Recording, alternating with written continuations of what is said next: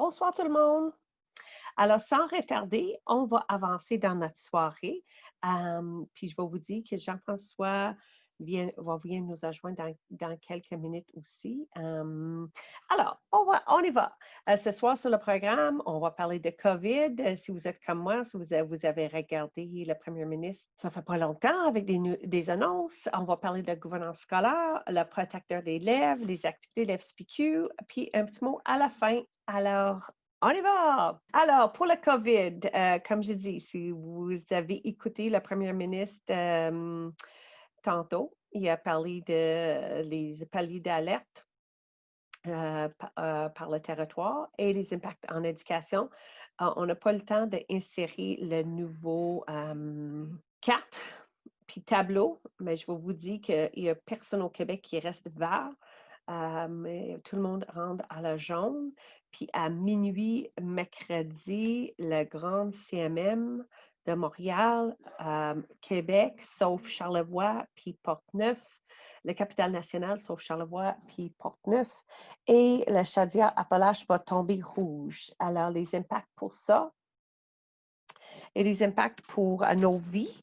Mais je vais vous dire, on a fait plusieurs présentations, représentations avec toutes les autorités, avec d'autres partis politiques, que c'est important qu'on trouve un moyen pour garder nos écoles ouvertes. Alors, tout le monde est engagé de garder nos écoles ouvertes le plus long possible. Mais ça va prendre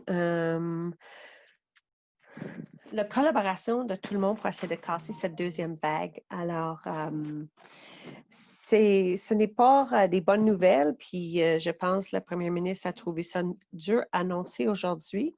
Mais comme Dr. Arruda a dit vers la fin, de casser la vague, c'est nous qui peut la casser. C'est pour la santé publique, c'est pas des autorités, c'est personne d'autre à part de nous. Dans les maisons, pas de personnes invitées. Dans les zones rouges, il va y avoir fermeture des bars, casinos, restos, salles de spectacle, musique, cinéma. À l'extérieur, interdit d'être plus que 2 mètres de distance. Puis même si tu veux faire des manifestations anti-masques, il faut que tu mettes ton masque. Les commerces, ils vont rester ouverts. L'objectif, vraiment, le premier ministre a dit, c'est de protéger les écoles. Présentement, à peu près 90 des enfants sont encore à l'école, même s'il y a des classes puis certaines écoles qui sont fermées. C'est important pour nos enfants de rester à l'école, puis la santé publique prend toutes les décisions pour qu'ils puissent rester à l'école. C'est plate qu'une grande majorité du monde respecte les consignes, mais il y a du monde qui ne respecte pas les consignes. Pour l'éducation, à ce moment ici, même le tableau qui a été présenté par le ministre de l'Éducation de deuxième semaine de septembre, si je ne me trompe pas, qui peut avoir des resserrements sur certains services dans le palier rouge. Pour le moment, j'ai eu la confirmation de le cabinet depuis 18 heures qu'il n'y a pas de changement présentement, mais la santé publique est en train de regarder tout. Il peut avoir des changements, il peut avoir certains services qui vont être offrés autrement ou on sait c'est les projets puis le parascolaire qui peut être réduit, mais ils sont en train d'étudier présentement. L'objectif, c'est de voir s'il peut garder la vie de l'école le plus normal possible. Ça, c'est vraiment pour les paliers d'alerte. Comment ça affecte? Il y a eu la conférence de presse, les 3 zones rouges, l'école restant ouverte pour le moment. Je sais que ce n'est pas des bonnes nouvelles, puis il y a diverses mesures et restrictions appliquées au 1er octobre pour une période de 28 jours. Si vous avez des questions sur quelque chose qu'on n'a pas mentionné, je vous invite, vous pouvez les mettre dans le chat ou tu peux les envoyer directement à Service Conseil. Puis on va envoyer vos messages aux autorités, on va faire les représentations nécessaires, on va répondre à vos questions ou sinon, on va demander d'avoir les réponses à vos questions si on n'a pas de réponses. Alors, on est ici pour vous soutenir à travers cette prochaine 28 jours qui va être pas facile pour personne. Même aujourd'hui, si tu veux avoir les informations sur les zones rouges, québec.ca, zone rouge va vous apporter à toutes les dernières informations. Puis même si vous avez des inquiétudes de quoi que ce soit, il y a énormément de bonnes informations là. Le guide de auto-soin, le guide de auto-évaluation, les consignes pour si votre enfant a le nez qui coule ou quoi que ce soit, ils sont là. Utilisez-les. Et le numéro 187 qui est là aussi pour vous aider. Alors, sur ça, je ne sais pas s'il y a des questions tout de suite, mais sinon, je vais passer à d'autres choses. On a eu aussi dernièrement, vendredi soir, excuse-moi, un nouveau question-réponse. Alors, la première des questions qu'on a sorties qui sont pertinentes pour les parents, il y en a plein de questions. Qui doit ou peut décider de fermer une école? Les autorités de santé publique émettent des recommandations, mais la décision de fermer ou non un milieu, que ce soit une école, un service de garde ou autre, appartient à la direction d'établissement visée par les recommandations. Si la santé publique recommande la fermeture d'une école, la direction d'établissement doit suivre la recommandation. Alors, c'est la décision ultime de la direction d'école, mais quand la santé publique recommande, il doit la suivre. Alors, je vous laisse faire l'interprétation comme moi je fais de ça. Alors, c'est une recommandation fortement à appliquer. Alors, ça, c'est une question. Sur ça, je vais juste faire un petit commentaire éditorial sur vos conseils d'établissement. Les présidents des conseils d'établissement, puis les membres de conseils d'établissement devraient être en contact direct avec la direction d'école, puis travailler ensemble pour être au courant. Une autre question intéressante, est-ce que les écoles peuvent louer leur local en dehors des heures de classe pour d'autres activités? Et est-ce que le service de garde en milieu scolaire peut utiliser les locaux de classe après la fin des classes?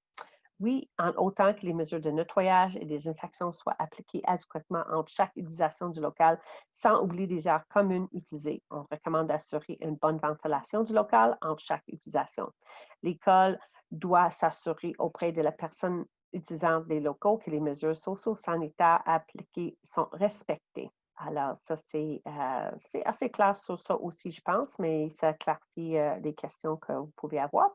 Puis, une troisième question qui est intérêt pour les parents, où trouver les documents le plus récents sur les questions-réponses du ministre de l'Éducation et toute autre information. Mais voilà, on a une place sur notre site web, www.fcpq.qc.ca, COVID-19. Puis aussi, comme je dis, sur le québec.ca COVID, il y a beaucoup d'informations qui est là aussi.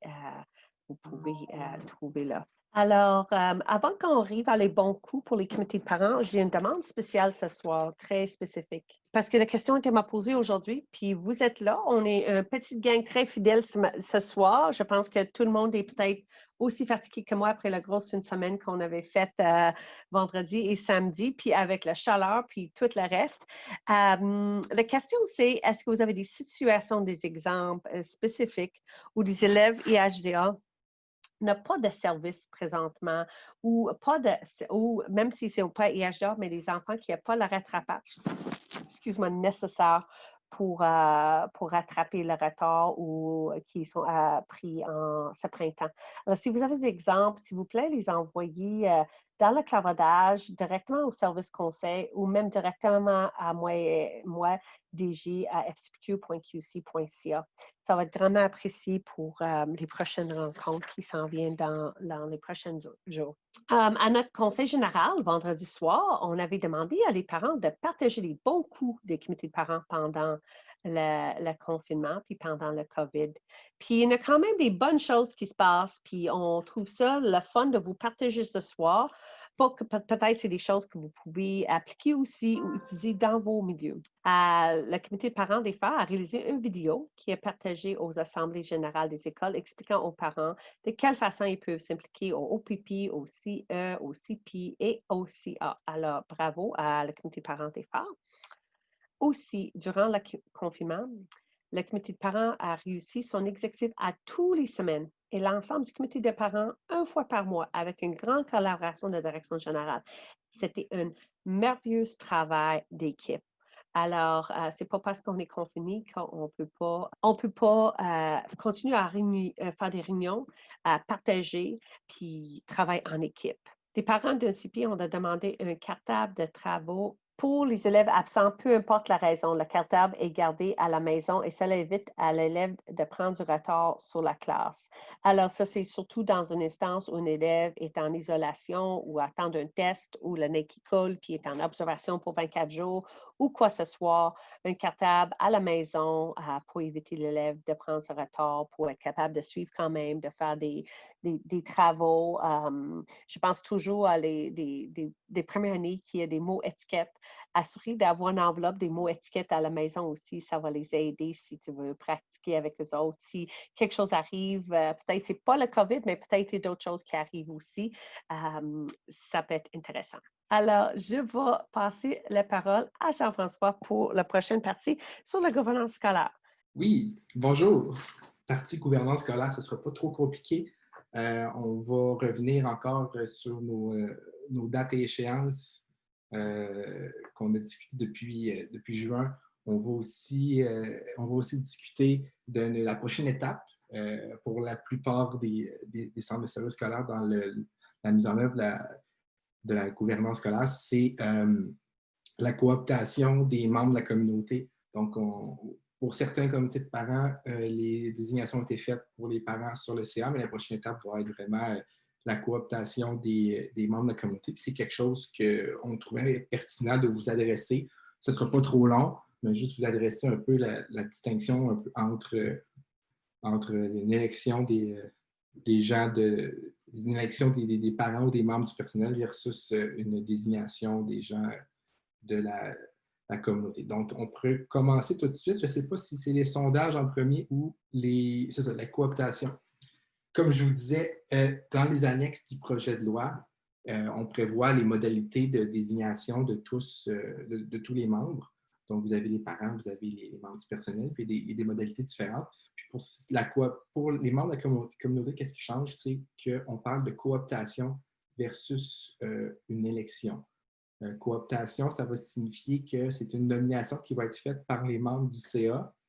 Puis, la raison que ça se choisit, c'est que c'est en fonction de critères, de profils, de compétences aussi, qu'on va choisir les meilleurs, si je peux dire, les meilleurs candidats à pourvoir pour les postes. Puis, on sait que dans la loi, il y a déjà des postes qui sont prévus. Donc, on a un jeune de 18-35 ans. On a aussi des gens avec une expérience en gouvernance éthique, des gens en finances, ressources humaines. On a aussi dans le milieu du sport. Donc, il y a vraiment une suite de profils de compétences. Pour la raison pour laquelle on veut vous en parler ce soir, c'est tout simplement que la façon de faire va être différente que passer par une élection. On veut vraiment qu'il y ait une sélection qui se fasse au meilleur des compétences des gens qui vont appliquer pour un poste donné, puis qui vont être capables de faire les meilleurs choix en fonction de ces compétences-là pour avoir les meilleurs candidats possibles sur le conseil d'administration. Le problème qui peut se poser, c'est le comment qu'on s'y prend pour le faire. On veut vraiment y aller plus du côté collégial que du côté un vote à boniforme bulletin, puis on vote pour nos amis. Fait, ce que je voulais vous dire ce soir, c'est surtout que si vous n'avez pas encore fait quand je dis vous, c'est les conseils d'administration, si vous n'avez pas encore désigné vos gens sur le CA pour la communauté, prenez le temps de vous asseoir avec les autres membres du CA puis décider des règles, de la manière que ça va fonctionner. Parce que si vous n'avez pas de règles bien établies ou si votre direction générale n'a pas déjà des règles établies, bien, ça peut causer certains problèmes la journée même. Par exemple, s'il y a des égalités, s'il y a un débat à n'en plus finir pour savoir quel candidat va être choisi. Donc, ce qui est important de savoir, c'est que c'est le CA qui va décider de ces règles. Puis c'est d'en discuter avant pour être capable de prévoir des situations qui, on l'espère, n'arriveront pas, que les choix vont se faire automatiquement avec les candidats puis les profils qui sont remplis. Donc, les exemples qu'on peut vous donner, planifiez-vous une procédure s'il y a un vote, planifiez-vous aussi une procédure de pondération des profils, des compétences. Des fois, ça peut être utile aussi pour départager deux candidats qui ont un beau dossier. Donc, si vous avez une manière de pondérer certains certains profils, certaines compétences, bien, ça peut facilement mener à un choix qui va faire consensus plutôt que passer par un vote. Le vote peut toujours tout aussi bien fonctionner aussi si c'est le choix du CA.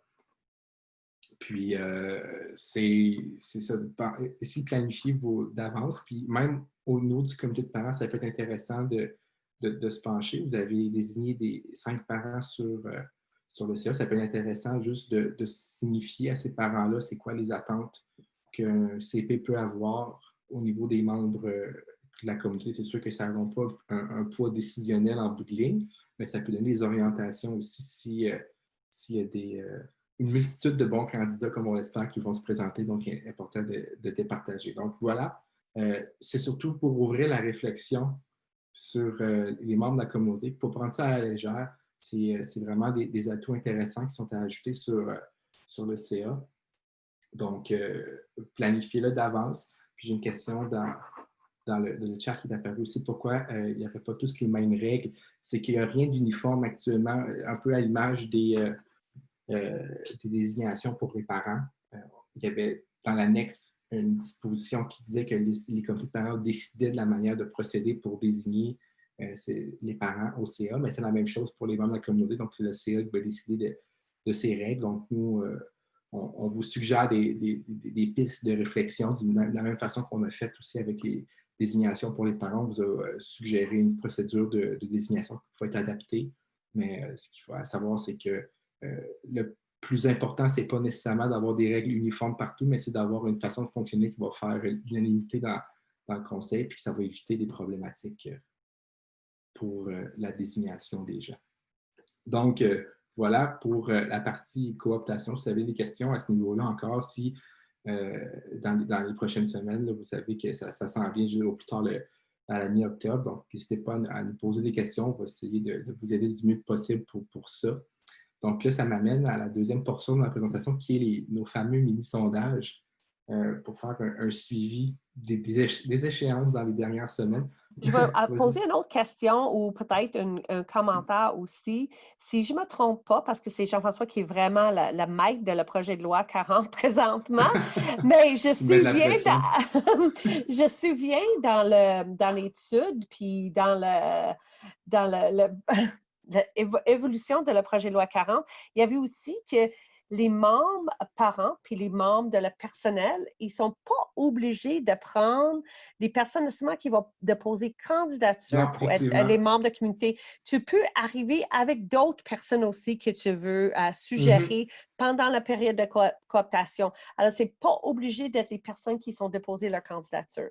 Effectivement, c'est un très bon point. C'est qu'il n'y a pas une limite de temps pour la candidature. Il y a eu un processus qui a été fait ou qui est à faire aussi pour les questions.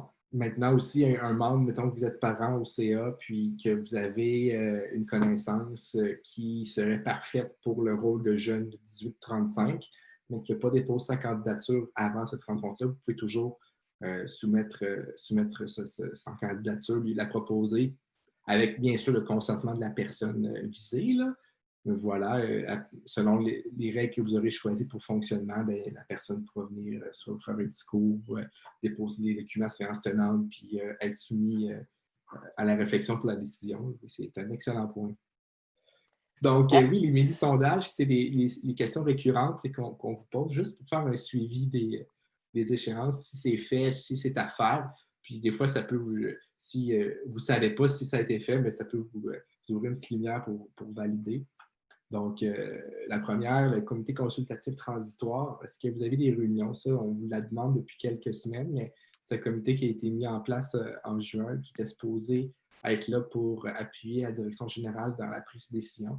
Donc, on est toujours curieux de savoir si à chaque semaine, il y a eu un peu plus de réunions ou de façon d'être consulté par ce comité-là. Puis, ce comité-là est encore en vie aujourd'hui, tant que les CA ne seront pas formés officiellement. Donc, tant que dans votre centre de service scolaire, il n'y a pas de CA, bien, ce comité-là est en vie. Donc, il peut être consulté. Donc, à chaque semaine, on va vous demander si vous avez été consulté. Oui, donc, quand même, 55% des gens ont eu soit une réunion ou une manière d'être consultés par ce comité-là, 27% non, puis un 18% je ne sais pas. Gardez ça en tête, le comité, comme je vous dis, est en fonction encore jusqu'à temps que le CA soit formé. Donc, les désignations soient faites autant pour les parents, le personnel, puis pour les membres de la communauté. Le deuxième, l'avis de désignation des parents, on le sait que c'était la semaine dernière, la date limite.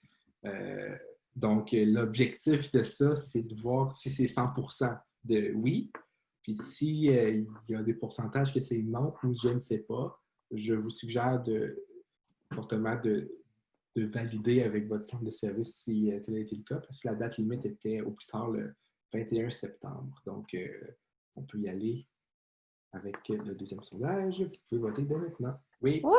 Oh yes! 100%! Ça, c'est super. Yes! Bon, ben, ça nous rassure. Merci. Bon, je vais être capable de crier pour d'autres choses demain. Ouais. Donc, même genre de question pour le troisième sondage, mais là, c'est pour la désignation des parents au CA. La date limite, c'est le 6 octobre. Donc, la semaine prochaine. Il y a encore un petit moment que ça peut être fait. Il y a beaucoup de places qu'on entend que c'est réglé aussi. Donc, juste mentionner si ça a été fait, oui, non, ou je ne sais pas. Puis si je ne sais pas, encore une fois, vous pouvez valider si ça vous intéresse. Oui, 25% que ça a été fait, 67% que ça n'a pas été fait, puis 1%, 8%, je ne sais pas. Donc, ouais, super pour les 25%, donc c'est réglé. Probablement que les désignations pour les cooptations pour la communauté, ça s'en vient. Puis les noms, valider la date si ça vous intéresse, soit de vous présenter ou si vous êtes sur un CP d'aller voter.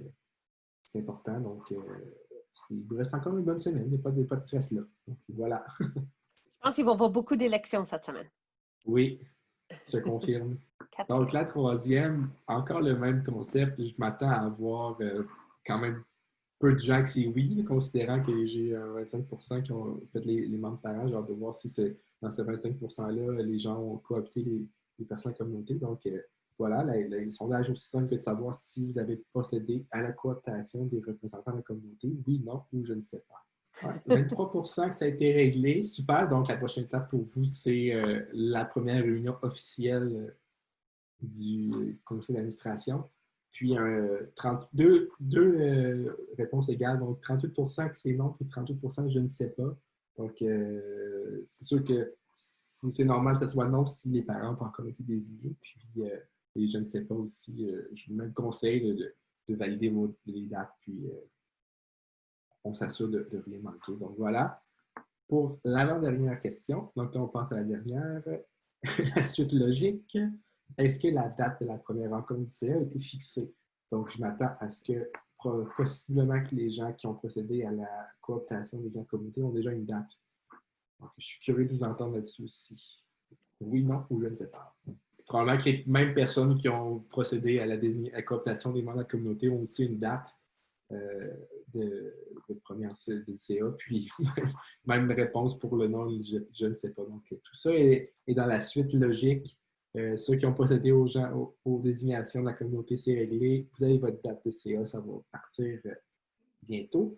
Puis les noms et je ne sais pas, ben, ça s'en vient pour vous aussi, mais ne désespérez pas.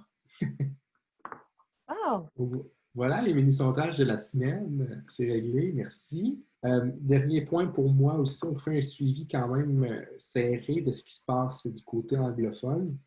Vous savez déjà qu'il y a eu un jugement qui a été rendu sur l'injonction des codificateurs anglophones pour mettre les dispositions du projet de loi 40 sur la glace.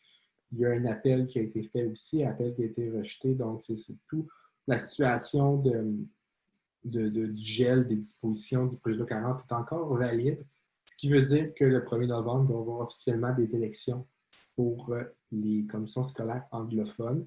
Puis ça va se faire de la même manière que ça se faisait avant qu'il y ait un projet de loi 40 qui est arrivé. Donc, on oublie pour les anglophones, on oublie tout, le projet de loi 40, puis on fonctionne comme ça fonctionnait avant. Donc là, finalement, c'est une décision qui a été rendue, puis une orientation qui a été donnée. Donc, on s'attend maintenant à des élections le 1er novembre. Donc, si vous êtes concerné par ces élections-là, ben, allez voir de votre côté votre commission scolaire pour les modalités de candidature. Donc, puis nous, on reste à l'affût de ça avec nos membres anglophones, puis avec nos amis de l'association des comités parents anglophones. Donc, voilà, c'est juste pour vous garder un peu au courant. Donc, ça complétait déjà pour moi ma portion gouvernance scolaire. On se revoit encore la semaine prochaine avec d'autres suivis. Puis, je ne vais pas vendre le punch, je fais les mêmes mini-sondages aussi, donc on va garder nos statistiques à jour. Donc, pour la suite des choses, je ne me trompe pas, je passe la parole à Corinne pour Oui. les Alors, activités et tout. Alors, je sais, c'est plate de m'écouter encore, mais Kevin est aussi en assemblée générale ce soir. Puis, comme je dis, Hervé, on a donné congé. Puis, Marie-Hélène est en train de faire le soutien en arrière. Alors, moi, je vais parler, le prochain sujet que je veux te parler, c'est le protecteur des lèvres. Pourquoi le protecteur des lèvres? Mais, premièrement, c'est un dossier qui est dans notre liste à faire. Un dossier chaud depuis plusieurs années. Puis la semaine passée, on a eu un appel. Il y a des journalistes aussi qui commencent à s'intéresser dans le sujet. Le président a fait une entrevue hier. Depuis le rapport de la protecteur des citoyens en 2007, on dénonce le manque d'impartialité, confidentialité et indépendance de la protecteur de l'élève.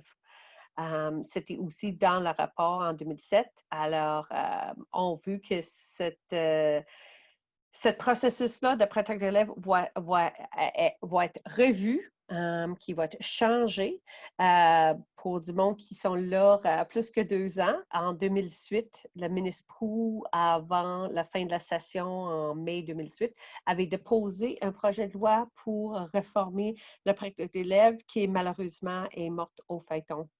La protectrice de citoyens, quand elle a déposé son rapport en 2007, il y avait 19 recommandations pour le protecteur de l'élève. Il n'y en a aucune qui a été suivie ou mise en place à ce moment ici.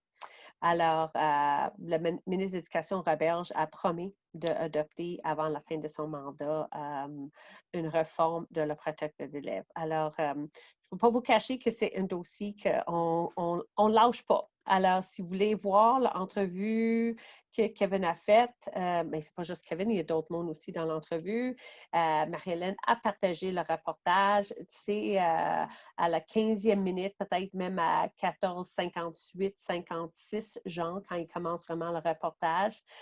Ça donne un petit aperçu de l'état de la protection d'élèves. Alors, bravo à Kevin encore pour avoir fait une entrevue parmi tout le reste en vendredi, samedi de notre grosse fin de semaine. Ensuite, je vais vous dire de n'oubliez pas que l'information générale mercredi soir cette semaine, le 30 septembre. Oups! C'est formation générale sur la coéducation à l'ère numérique. Vous pouvez acheter l'abonnement pour votre comité de parents si vous voulez. Sinon, c'est 25 par connexion. Où vous pouvez avoir un abonnement pour le groupe aussi à la connexion. Les abonnements pour les comités de parents sont vraiment raisonnables. Vous pouvez les trouver sur notre site web ou dans le chat aussi, vous avez l'Eventbrite pour acheter les connexions individuelles. Puis même dans l'Eventbrite, il te donne le lien pour aller acheter des abonnements si ça vous intéresse. On a des comités de parents qui sont achetés 10 connexions pour leur comité de parents. Alors, il peut y avoir plusieurs personnes qui peuvent brancher pour toutes les formations. Quand tu achètes un abonnement pour 10 connexions par formation, je pense que ça vient comme à 5 par connexion, quelque chose de même. Dernière petite chose ce soir, avant de partir, on pensait de faire ça vite, mais on était bien tranquille ce soir. On était bien doux, je peux dire. Le tirage, on avait promis de faire le tirage puis annoncer la gagnante ce soir. Il y a une formation avec le ICM pour les enfants en intégration sociale. Je vais vous dire très honnêtement, on n'a pas le temps de faire la liste puis le tirage parce qu'on attend d'avoir la liste de toutes les présences en fin de semaine. Alors, ça va être remis à la semaine prochaine. Alors, c'est juste remis à la semaine prochaine. On va annoncer la gagnante la semaine prochaine. Nous nous excusons pour ce petit délai technique dans notre journée. Alors, pour conclure, je vais vous dire des questions, tu as besoin d'aide. Nous sommes là pour tous les parents. Vous pouvez appeler le numéro 1-800. Vous pouvez envoyer à Service Conseil aussi, juste parentquebec.ca. Si tu mets ça dans votre Google, dans votre moteur de recherche, il va vous aller directement vers le service conseil. Puis Marie-Hélène va être là pour répondre à vos téléphones, à vos courriels. Si elle n'a pas la bonne réponse, elle va aller la chercher. Alors, voilà, je pense que c'est tout pour ce soir. Je vous remercie pour être fidèle au poste. Même, comme je dis, c'est un bel petit gang ce soir. On est content de vous voir. Puis, on vous souhaite une bonne semaine. Chose la plus importante, malheureusement, restez chez vous, restez sages, mettez vos masques, lavez vos mains. Puis, on va essayer de casser cette deuxième vague-là. Puis, en espérant, dans 28 jours, on va être capable de quand même fêter le Halloween d'une façon ou de l'autre. Puis, en espérant qu'on va avoir un Noël. Alors, sur ça, je vous remercie. Puis, je vous souhaite une bonne soirée, tout le monde.